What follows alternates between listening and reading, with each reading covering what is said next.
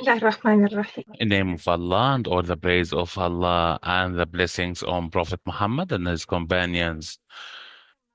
I would like to thank you very much for this kind invitation in this conference, which is very important as it is related to the artificial intelligence topic. There's a lot of talk about this topic. I would like to introduce myself. I am the head of Muslim women in Baltics, and I design a few educational one here Institute for Sharia learning and Arabic language, and also a children academy, which is called Noor al-Iman. All these programs and other ones, they are through the internet online. We joined a very interesting era. And also, we find there's a lot of challenges. I am really very happy. I was very happy to know the topic of this conference, as it worth to talk about it, and also to listen to my other colleagues and their experiences in this field. For my experience, and also regarding the question, which is about the experience, I will jump straight away without any long introductions to talk about the applications of AI in my field that I used it in my projects, which I mentioned in addition to other projects. First, we need to put into consideration that AI is part of the internet. It's not created yesterday or the day before. It was developing naturally and realistically. So there was some concerns, and also we talk about concerns and chances when the internet emerged. And now we are talking about AI as it is a new thing. We don't know a lot about it. For that, there's a lot of concerns, but it's just a tool. We cannot say it's totally bad and totally good, but in fact, it's a tool according to the intention and according to the method and how we use it. So it can be good or even can be bad according to how we use it. For me, or how I implement or use AI, as I mentioned to you at the beginning, I am a founder of several educational projects. For example, we started to use the AI gradually, step by step.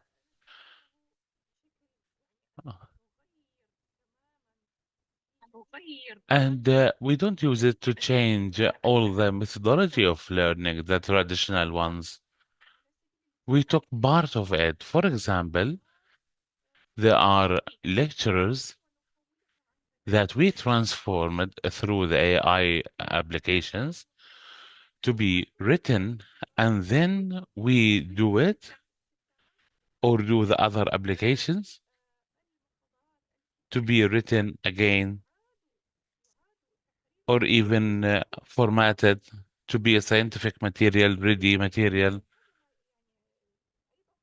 Another usage in education, AI, there's another step. We introduced what we call educational bots. Bots, it's like a robot that we established. We introduced the scientific material that is related to our institute. We exerted the effort and we formatted, we reviewed, edited, and we trusted. So we introduced it onto these bots. These bots helped in self-learning for our students. They learned step by step And this material gradually introduced to them. Also, when they want to introduce any questions, they will find the explained material through this question. She will find all what's related material explained to her. This is what's called searching the internet, Google, or other methodologies, but it's dedicated to be or related to the scientific material that we want to be included in these spots. No need to go to the internet or other fields. When we speak about education, we need to consider authenticity of learning and the material. We need also to make sure that our educational material is reliable and it is exactly the one that we send it to our students. So there are several fields where we can use the educational material and use AI in education. Also, there's what is called, 1 minute, please. There's what is called now agentic AI. This agentic AI is more independent and more also encouraged. So till now we haven't introduced this. So for example, if there is a management,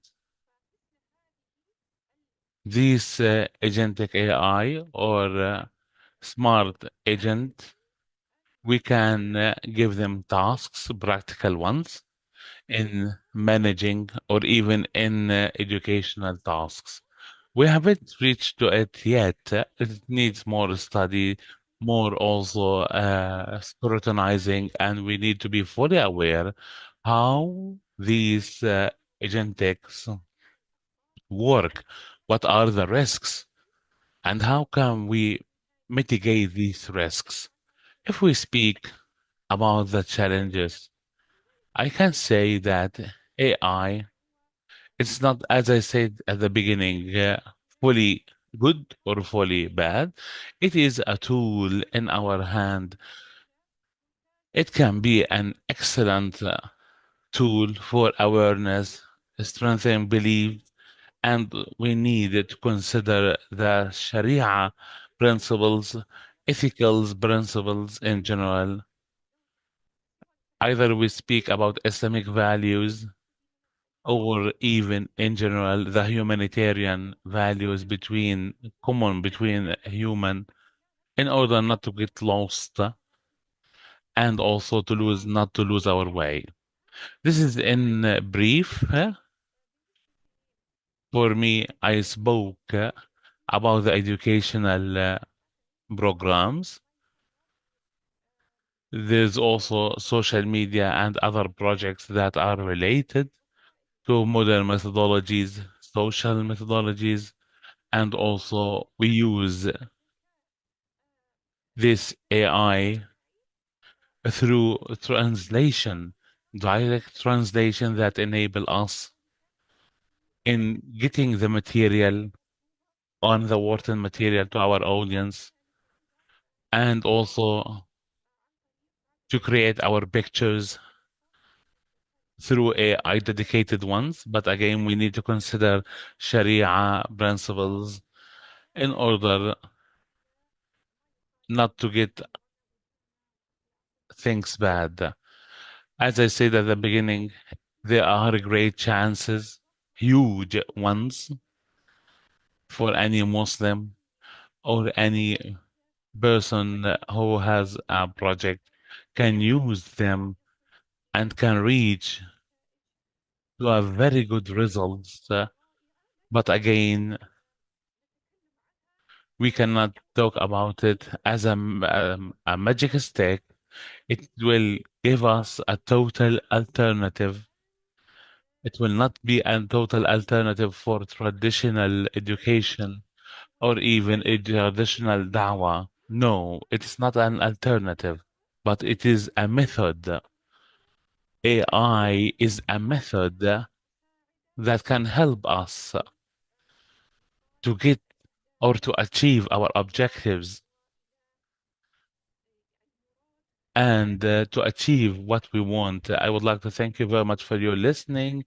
And now I open the space for asking questions. I'm ready to answer within this conference. Thank you very much again